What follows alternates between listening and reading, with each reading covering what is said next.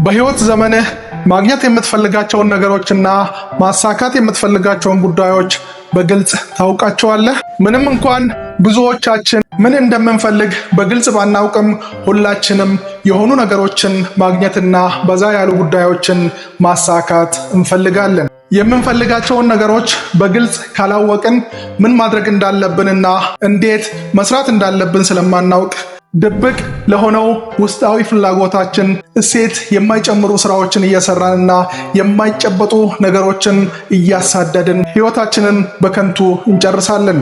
ፍላጎቶቻችንን በግልጽ አውቀን ከምንፈልገው ነገር ጋር ከተገናኘን ግን የምንፈልጋቸውን ነገሮች ሰርተን ባናሳካም እንኳን መፍጠር ወደምናስባቸው ጉዳዮች የሚወስደንን መንገድ መጥረግ ስለምንጀምር አሁን የምናልመውን ሁሉ አንድ በአንድ ቆጥረን በሂደት ማሳካታችን አይቀርም። ምክንያቱም እውነተኛ ፍላጎቶቻችንን ካወቅን ተግባራዊነቱ በጣም ቀላል ይሆናል።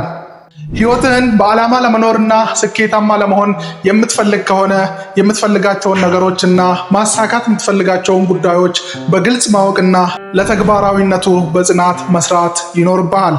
የስኬት ሰው ይበለን። ከልብ አመሰግናለሁ። ሰላም ሁኑልኝ።